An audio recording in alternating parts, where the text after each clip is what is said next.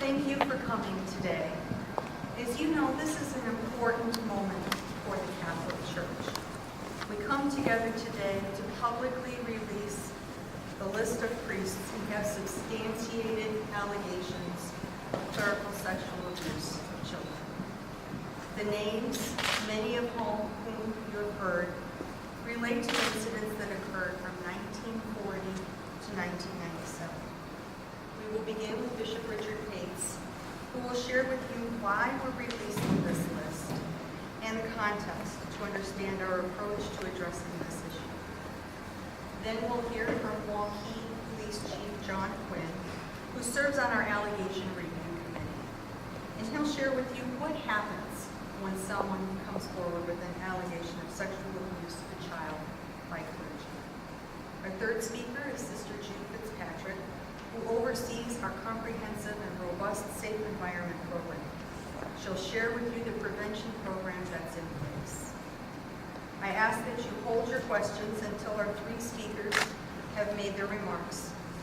Then we'll distribute the press packets with detailed information, and we'll open it up to questions from the press. Let's begin with Bishop.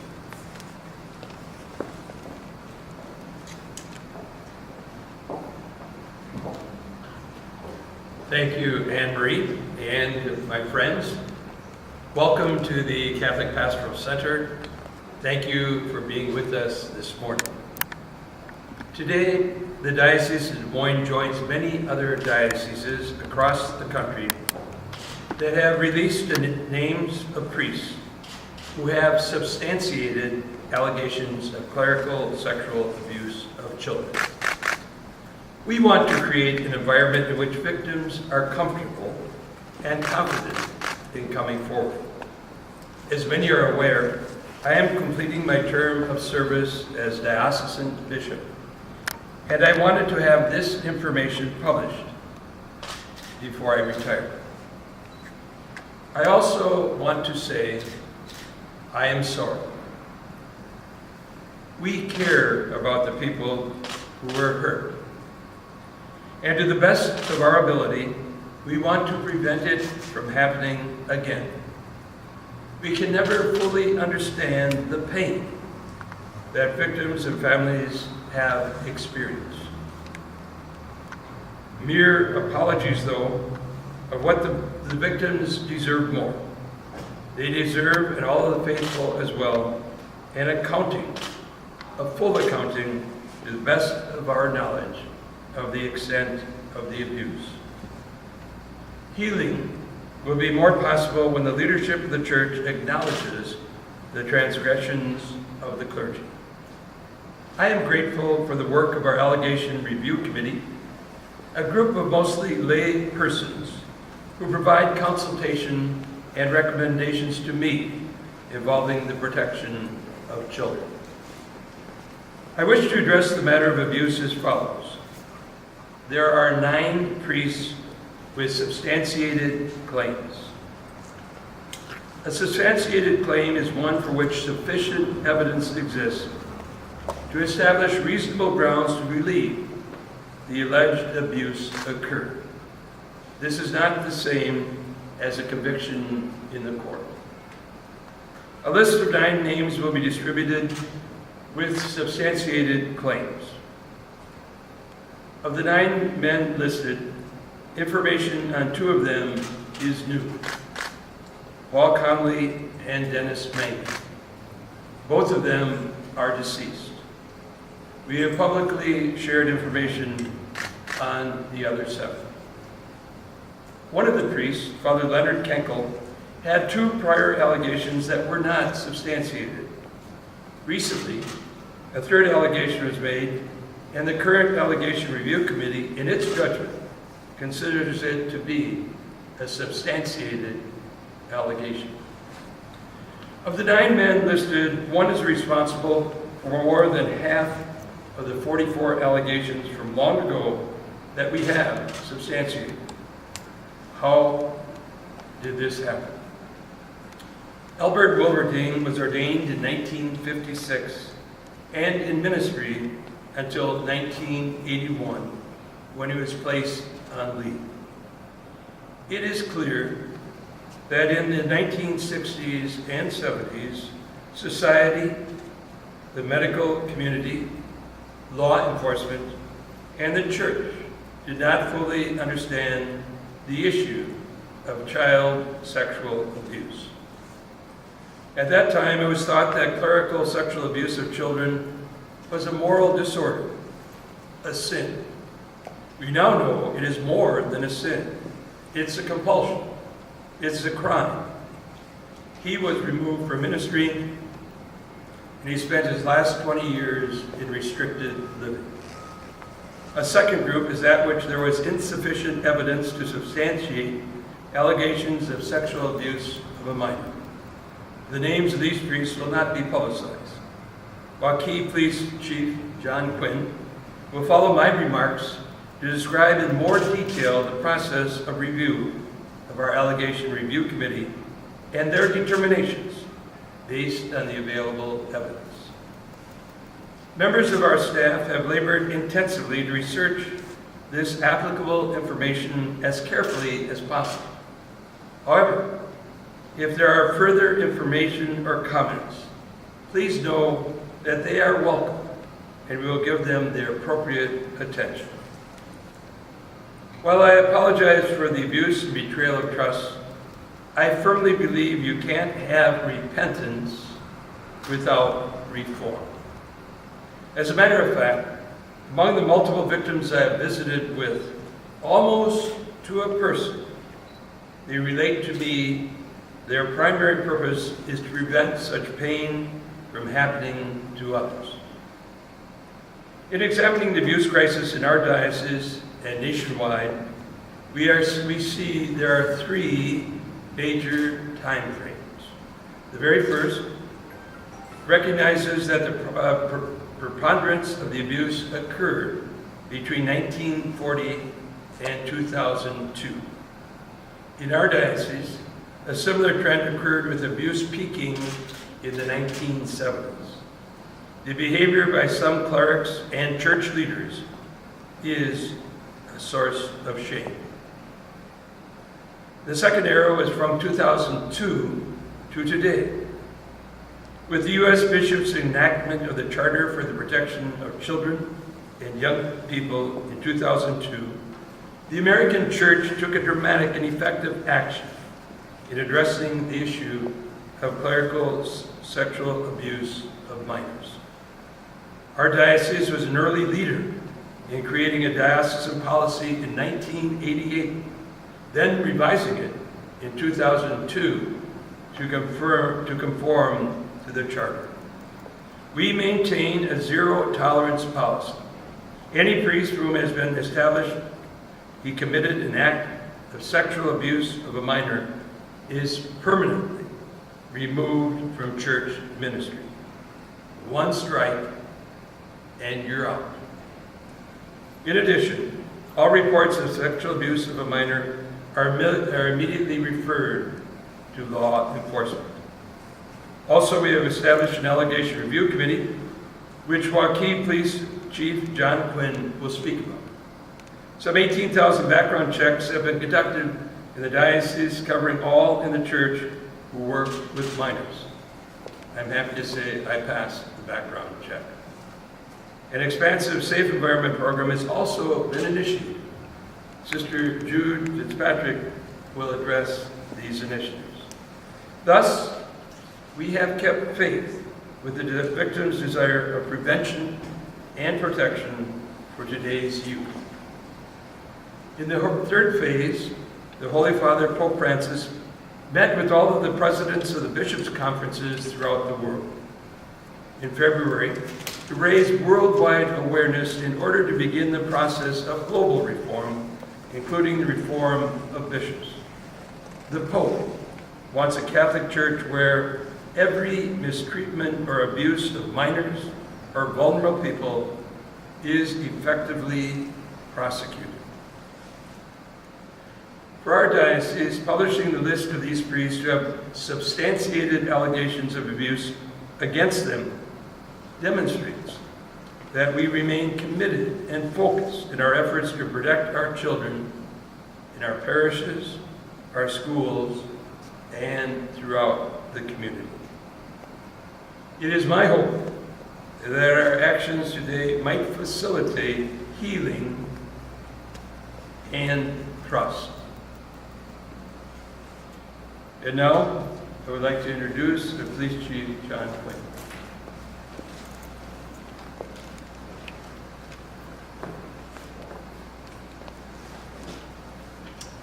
Good morning. I'm John Quinn, Chief of Police for the City of Waukee. I also serve on the Diocese Allegation Review Committee, which investigates allegations of clerical sex abuse of children in the Diocese of Moines. We are an advisory body, primarily lay people, that advises the bishop on the allegations.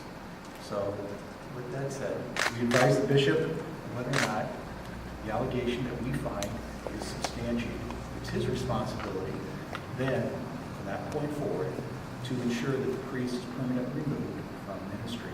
Now let me share with you what happens when a person comes forward with an allegation of abuse against a priest.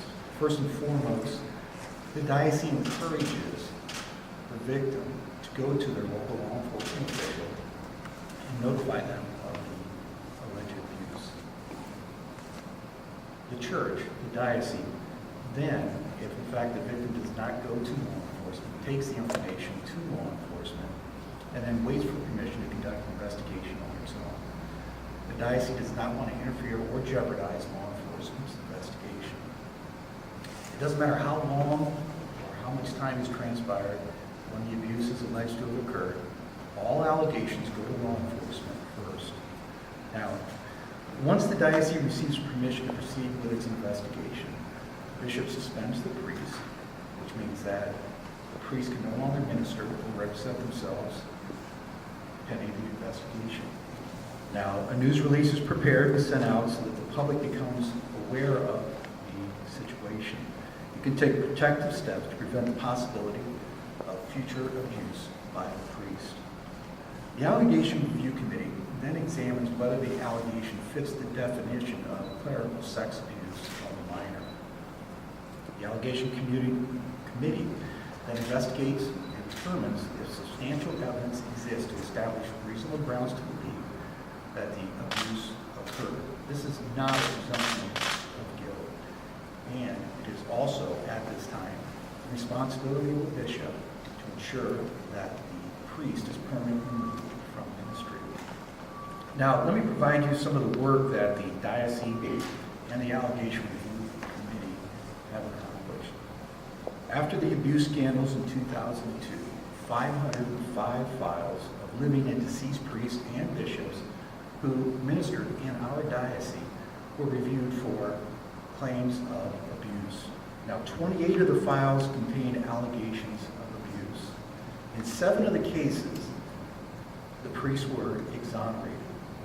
And 12 of the files contained such limited information that it was information that could not be corroborated in the allegation. Now, this doesn't mean that the allegation was false. In fact, the church had outreach to these victims when it was possible to provide assistance. 9 of the allegations have been confirmed or substantiated. This led to John Ryan and Richard Wagner being laid aside. And as the bishop previously mentioned, Albert Wilbury died before he too was laid aside, though he was living in a state of confined setting. In 2014, the files of all living priests were once again reviewed, this time by a private investigator. We did this to determine whether any additional cases of abuse or misconduct had transpired that were originally missed. In the 2014 review of the files, it led to only one previously unknown claim that the Allegation Review Committee had not reviewed. This was involving a now retired and elderly priest. Following an investigation, the committee could not find sufficient evidence to sustain the claim, which was, by then, over 30 years old. This is the work of the Allegation Review Committee. Now I'd like to turn the podium over to Sister Judy Fitzpatrick.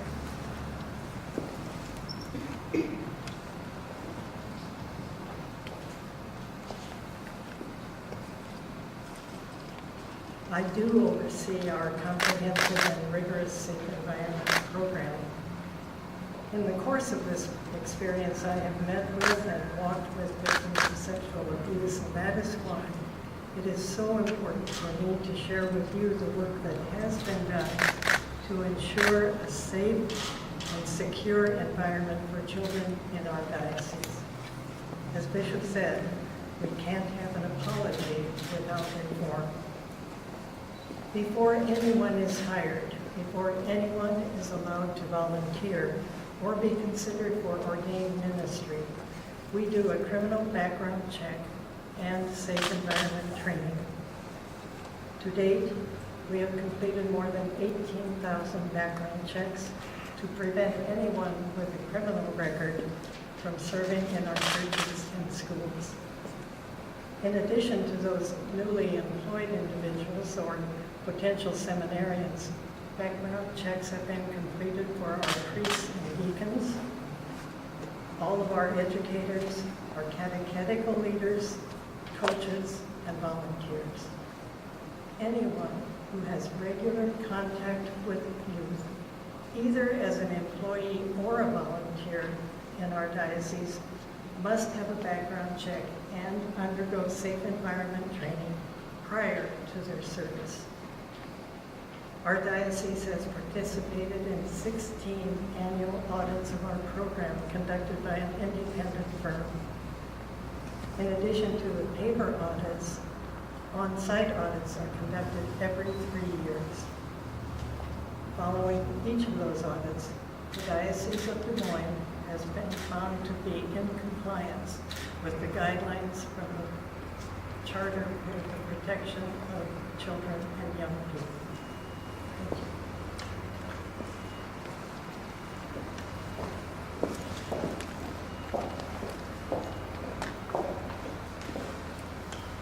We're going to pause for a moment now and hand out the press packets. Inside, you will find the following: a letter from Bishop Pates that has been emailed to Catholics registered in parishes in our diocese, an explanation of how the Diocese of Des Moines has addressed clerical sexual abuse of minors, focusing on progress, healing, and prevention. A press release.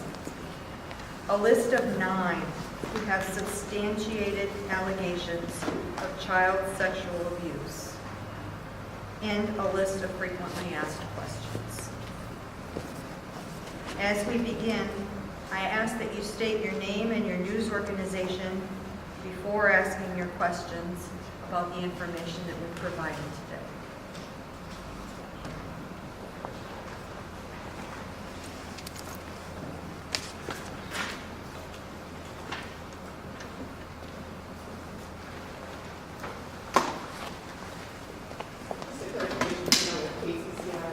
That 18,000 number when it comes to the background checks, is that just within the Des Moines diocese that number has been done here locally? Yes, that is correct. And as you know, our diocese covers basically the southwest quarter of the state, so it's beyond Des Moines. Did you say our bishop said, well, we're going to have been responsible for That's correct. Was this mandated somehow that you guys had to release this, or what's the significance of doing this today? The significance of doing it today is that we wanted to make sure that we establish the ability for victims to come forward, also to contribute to their healing, to show that we're as transparent as we possibly can be about this issue, and that hopefully that, you know, that if there's people who are lacking trust in the diocese and what we're trying to do, that they hopefully would be able to read this and gain some understanding, further understanding. So it's not mandated, that's to answer your question, in each diocese. So I think throughout the country, probably now about 2/3 of the dioceses have done so. You know, Bishop Nicholas, the recent past has had a similar recent conference. Do you know of the other two? The other, thank you for the question. The other two think the Archdiocese of Dubuque, a number of years ago, maybe even a decade ago, released about some names of what they call substantiated, allegations. And the Diocese of Davenport underwent bankruptcy, and all those names came to the surface at that time.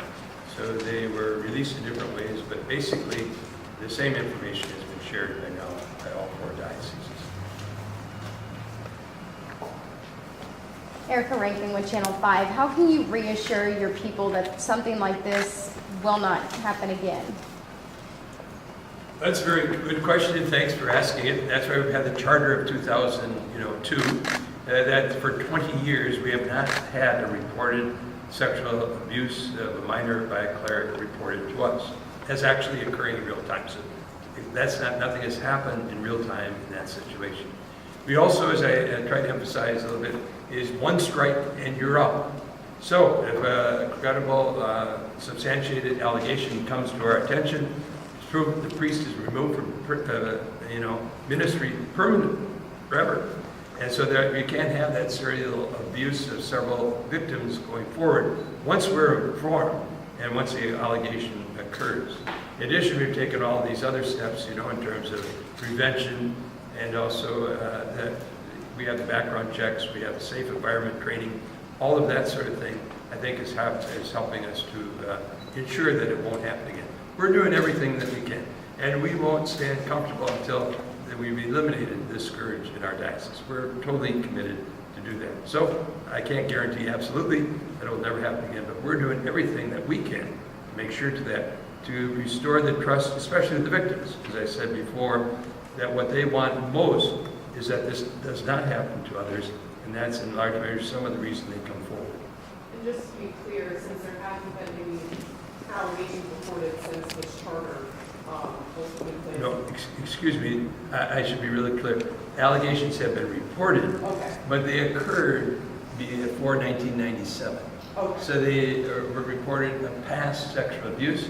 One, we did an investigation. One priest was found, credible allegation.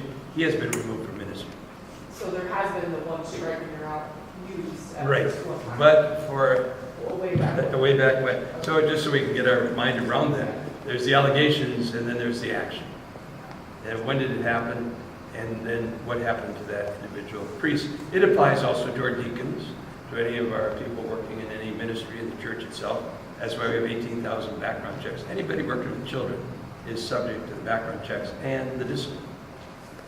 I forgot to mention, I'm Kay with Great Iowa. Okay, Kay, how are you?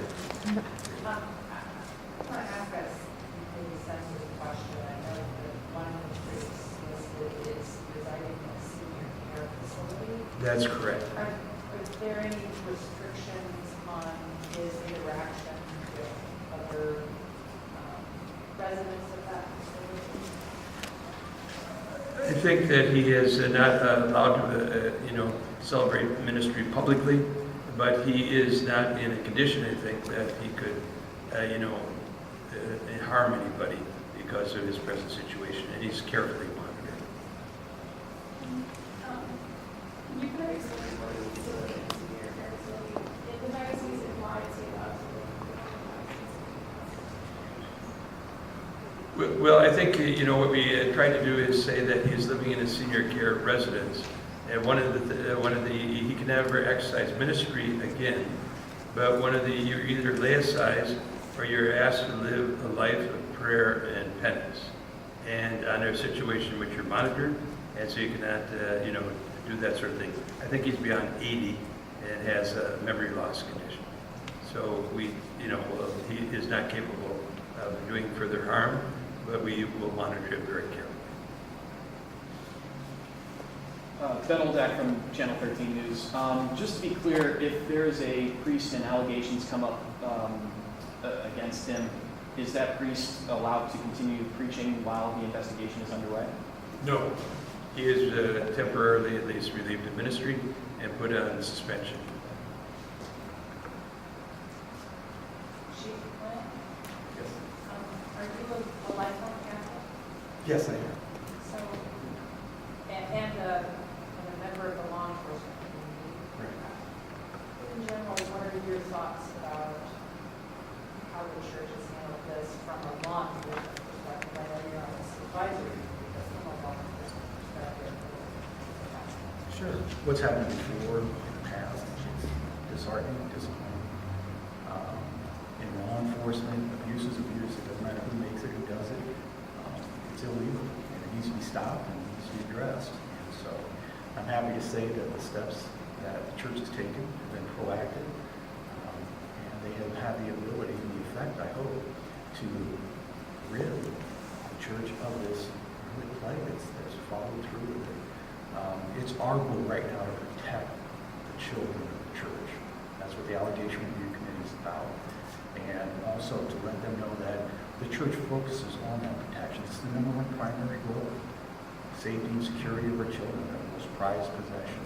And with that said, we want to rehabilitate the reputation of the church, give credibility back to its leadership, exactly what it belongs, and then focus on what we do best, and that's the healing of people, and also providing a safe environment for them to practice their faith.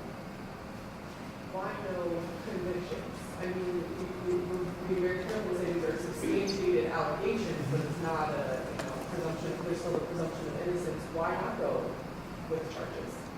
Well, the charges aren't up to the Allegation Review Committee. The Allegation Review Committee, as I indicated earlier, the first step that the diocese emphasizes is that the victim goes to law enforcement. And if the victim doesn't go to law enforcement, the Allegation Review Committee, representatives of the diocese, take that information to law enforcement for them to examine. The problem with situations like this, they're so historical in nature and that they're beyond the statute of limitations, meaning that they can't be entered into the judicial process for accountability. So with that said, the church then takes on the obligation, conducts its own investigation, looks at the burden of proof, establishes that, and then the bishop, based upon a recommendation from the Allegation Review Committee, then says, hey, it's my responsibility to ensure that this priest is removed from ministry permanently. And that's the process right now. It's working. And it's a work in progress each and every day.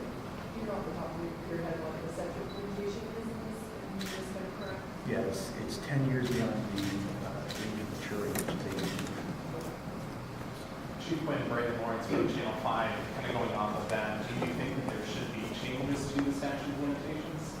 Should changes on a law perspective be made? The one thing I can tell you is that I'm not a politician, and it's the legislature that creates those dynamics associated with the tenure or time period for which these cases can be brought and presented in court. So I really don't have a comment on that. I don't have an opinion. All I know is that the church is doing everything they can to ensure the safety and welfare of those people, especially the children inside the church. Would you love to know where Howard Fitzgerald resides outside the diocese? Yes, Howard Fitzgerald resides in southeast Iowa with a relative. Can you be more specific than that? I don't know the town exactly. I don't have it at the tip of my tongue. We can do more research on it if you like, Jason. Oh. Yeah. Is the Warren facility here, the senior care facility? I'm sorry, can you repeat? Does other people live in? No, Father Kenkel lives in Harlan.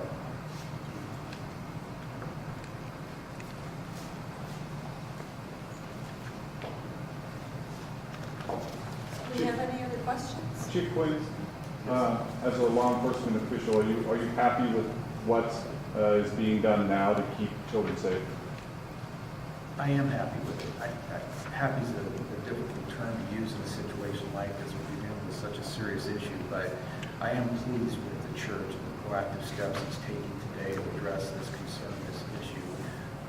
I believe it's the proper path that they've taken, and I know that Bishop Hayes, this is the primary focus on him, and you can see how important this is. He wanted to release the names of the priests and become transparent prior to his departure from his position as bishop here in the Moines Diocese. So I appreciate the work that is being done today. There's a lot of work still to be done, but the steps that have been taken, I appreciate. Not just from a law enforcement perspective, but the fact that I'm a member of this diocese, a member of the parish. So with that said, we all have an investment in the future of the church. And with that said, I know that transparency is the way to go. They've been open, they've been honest about that. And as long as I'm in law enforcement, I guarantee that the right thing will be done, especially when it comes to the allegation review committee. There's a presentation of the case, we will investigate it thoroughly, and then we will hold the police accountable for their actions if in fact the allegation has been substantiated.